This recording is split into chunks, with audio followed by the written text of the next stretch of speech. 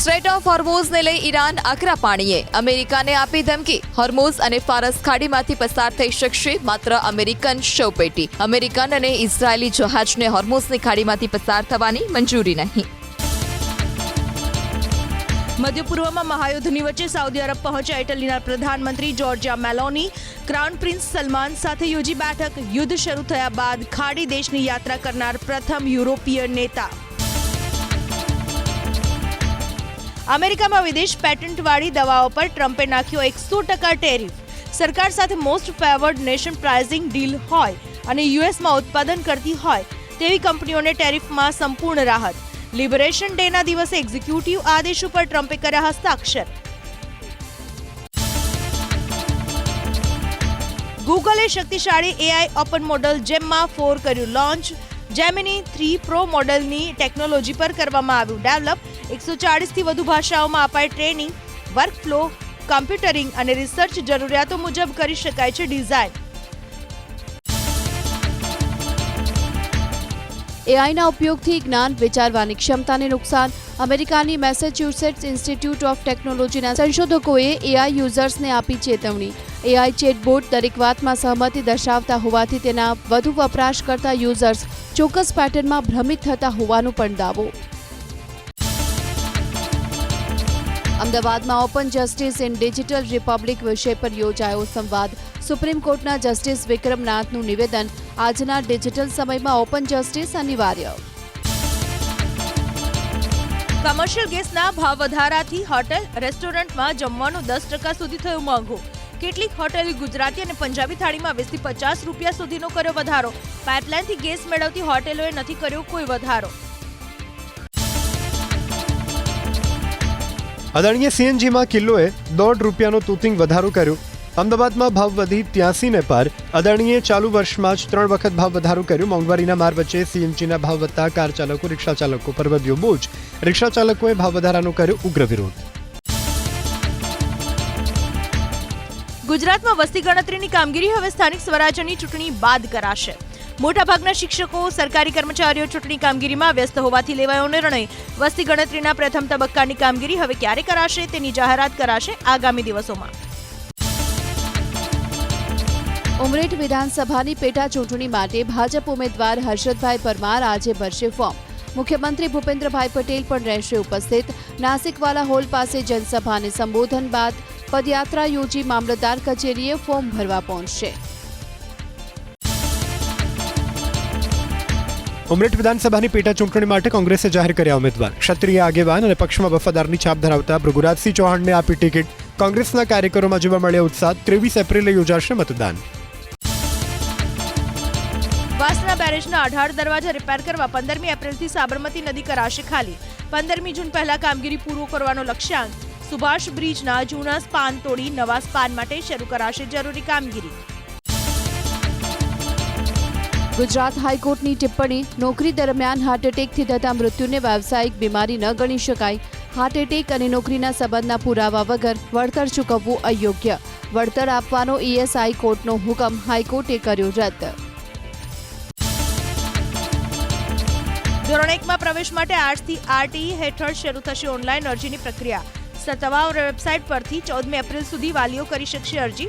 આંગણવાડીના બાળકો માટેનો ક્રમાંક બદલાતા રિઝર્વ કેટેગરીના બાળકોને પ્રવેશમાં અપાશે પ્રાધાન્ય.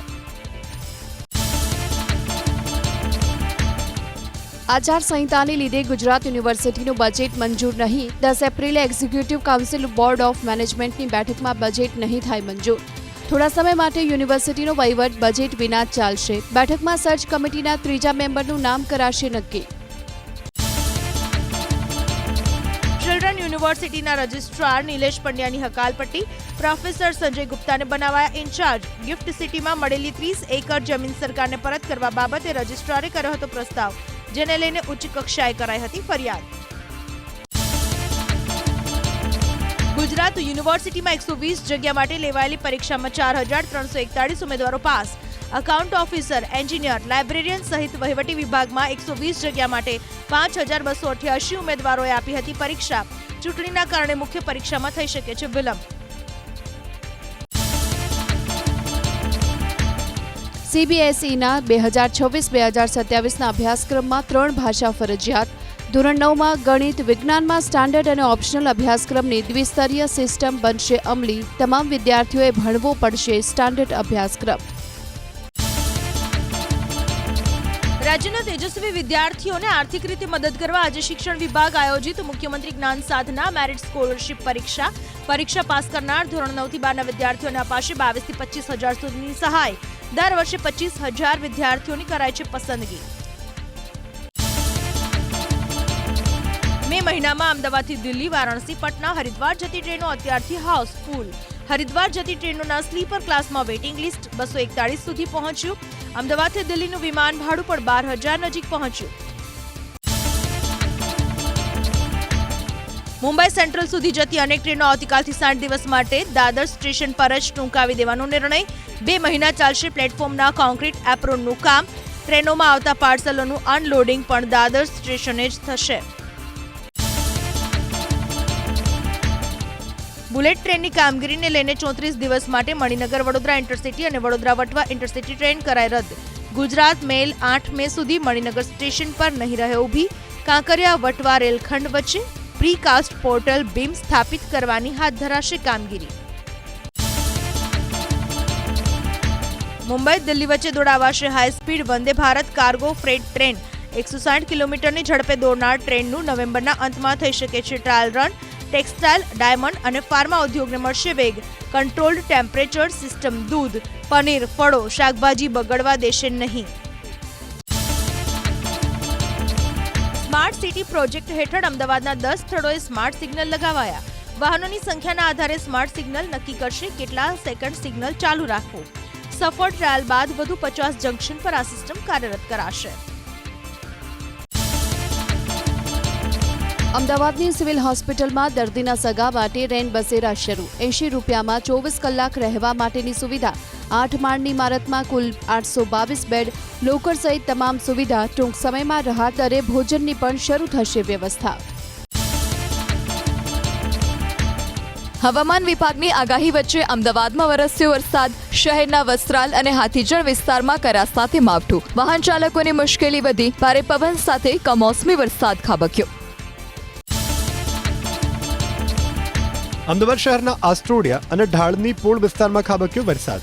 શામલથી માણેકબાગ જવાના માર્ગ ઉપર પડ્યું વરસાદી ઝાપટું. પૂર્વ અને પશ્ચિમ વિસ્તારમાં વરસ્યો છૂટો છવાયો વરસાદ. વરસાદથી બચવા લોકોએ વૃક્ષો નીચે લીધો સહારો. ભરૂચના ઔદ્યોગિક વિસ્તાર દહેજના વાતાવરણમાં આવ્યો પલટો. સાંજના સમયે વરસાદી ઝાપટું વરસ્યું. કુદરતના પ્રકોપને કારણે ધરતીપુત્રોની વધી ચિંતા. જિલ્લાના અમુક વિસ્તારોમાં પણ પડ્યા છાંટા. અરવલ્લી જિલ્લાના મોડાસા શહેરમાં વરસ્યો ધોધમાર વરસાદ. ગાજવીજ અને પવન સાથે મેઘરજ રોડ અને કોલેજ રોડ વિસ્તારમાં વરસાદ. મોડાસાના ગ્રામ્ય વિસ્તારના વરથુ, ઇસરોલ અને ઉમેદપુરામાં પડ્યું માવઠું. લોકોને બફારામાંથી મળી રાહત. હવામાન વિભાગની આગાહી વચ્ચે સાબરકાંઠા જિલ્લામાં વરસ્યો કમોસમી વરસાદ. ખેડબ્રહ્માના લાંબડિયા અને ખેરોચ પંથકમાં પડ્યું ઝાપટું. મકાઈ અને બાજરીના ઊભા પાકને નુકસાન થવાની શક્યતા.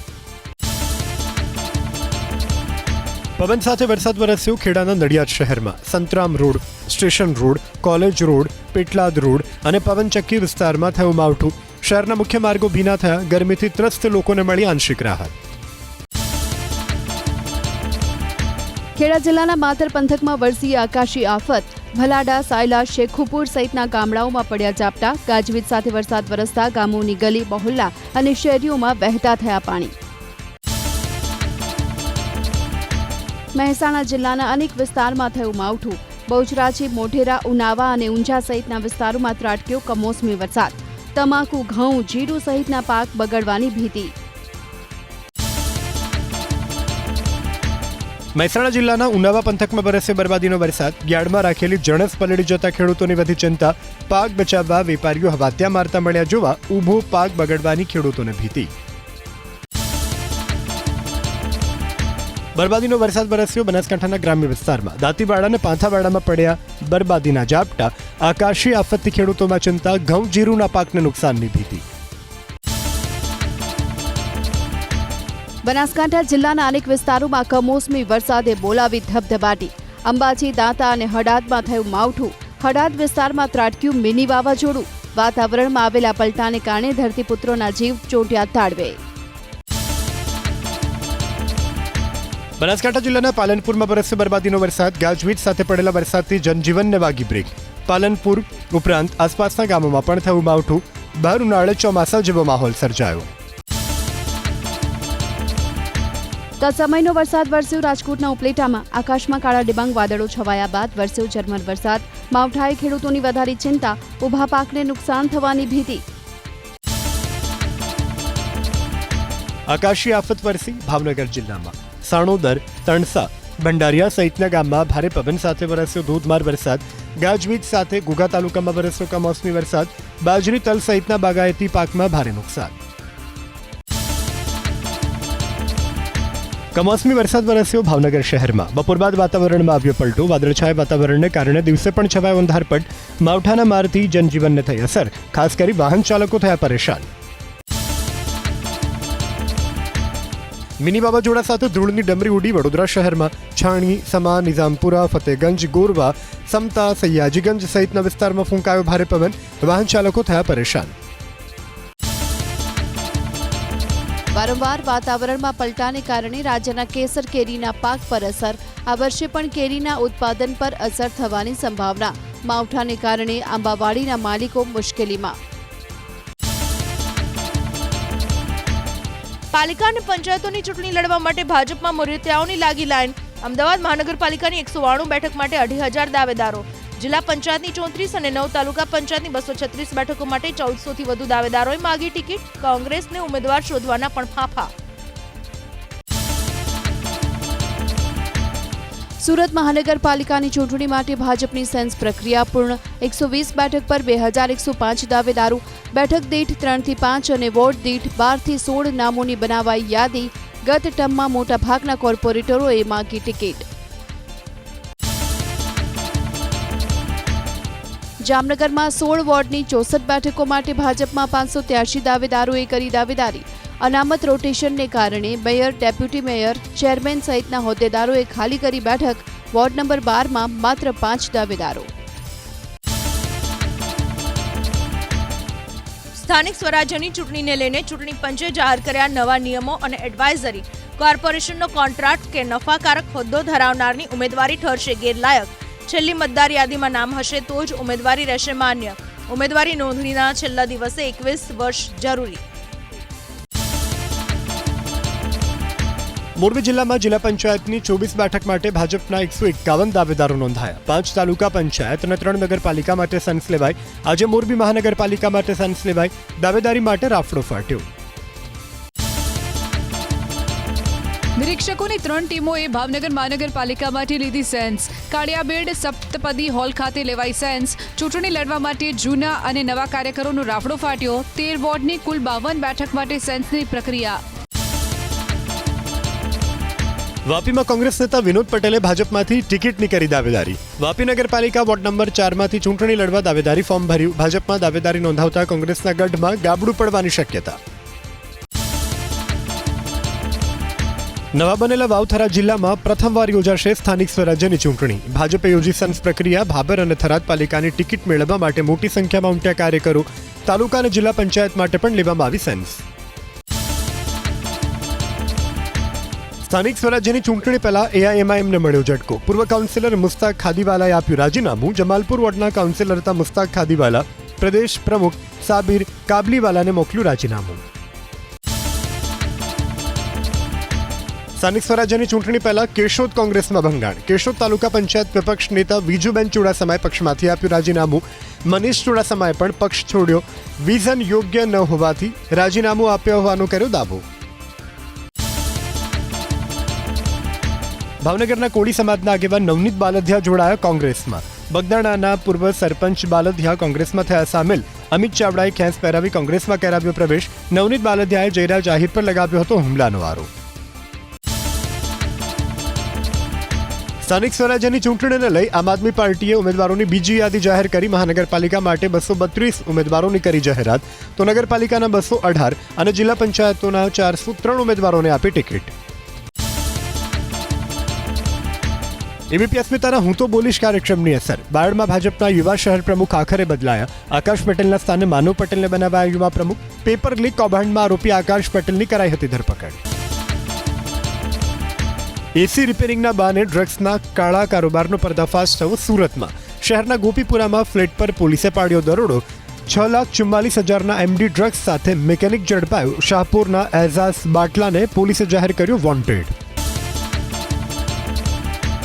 જમીન ખરીદ વેચાણ અને દસ્તાવેજી પ્રક્રિયામાં થતા વિલંબને રોકવા માટે સરકારની કવાયત. 135D નોટિસ બજવણીના નિયમોમાં સુધારો કરાયો. સરકારે સુધારા કરતું જાહેરનામું પ્રસિદ્ધ કર્યું. વિવાદ ન હોય તેવા કિસ્સામાં તે જ દિવસે દસ્તાવેજીની પાડવામાં આવશે નોંધ. વર્ષોથી વિકાસની રાહમાં જૂનાગઢના ભવનાથમાં આવેલું સુદર્શન તળાવ. પ્રશાસન, વન વિભાગ અને પદાધિકારીઓમાં જોવા મળ્યો સંકલનનો અભાવ. તળાવના વિકાસ માટે કામગીરી ચાલી રહી હોવાનો ધારાસભ્ય સંજય કોરડિયાનો દાવો. વન વિભાગે યોજના હોવાનો જ કર્યો ઇનકાર. ગ્રામ પંચાયતના વેરા વસૂલાત બાબતે મહીસાગર જિલ્લો રાજ્યમાં પ્રથમ ક્રમે. 361 ગ્રામ પંચાયતો પૈકી 206 ગ્રામ પંચાયતોએ પૂર્ણ કર્યો 100% વેરા વસૂલાતનો લક્ષ્યાંક. જિલ્લા વિકાસ અધિકારીએ શ્રેષ્ઠ કામગીરી કરનાર કર્મચારીઓનું કર્યું સન્માન. પ્રદૂષણને નિયંત્રિત કરવા માટે દિલ્હી સરકાર એક્શનમાં. મુખ્યમંત્રી રેખા ગુપ્તાએ લોન્ચ કર્યો નવો એન્ટી પોલ્યુશન પ્લાન. 1 નવેમ્બરથી બદલાઈ જશે ટ્રાફિકના નિયમ. પીયુસી વગર નહીં મળે પેટ્રોલ ડીઝલ. વાયુ પ્રદૂષણ ફેલાવતા વાહનો સામે કરવામાં આવશે કાર્યવાહી. આજે અમદાવાદના નરેન્દ્ર મોદી સ્ટેડિયમમાં ગુજરાત ટાઇટન્સ અને રાજસ્થાન રોયલ્સ વચ્ચે મુકાબલો. રાજસ્થાન રોયલ્સના વૈભવ સૂર્યવંશી પર તમામની રહેશે નજર. બપોરના 2 વાગ્યાથી રાતના 2 વાગ્યા સુધી જનપથ ટીથી મોટેરા ગામ સુધીનો રોડ વાહનો માટે રહેશે બંધ.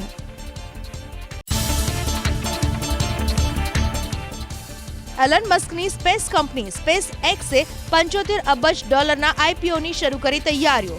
કંપનીએ અમેરિકામાં આઈપીઓ માટેના જરૂરી દસ્તાવેજો પણ કરાવી દીધા જમા. સાઉદી અરામકોએ 2019માં બનાવેલા $29.4 અબજ આઈપીઓનો મસ્ક તોડશે વર્લ્ડ રેકોર્ડ.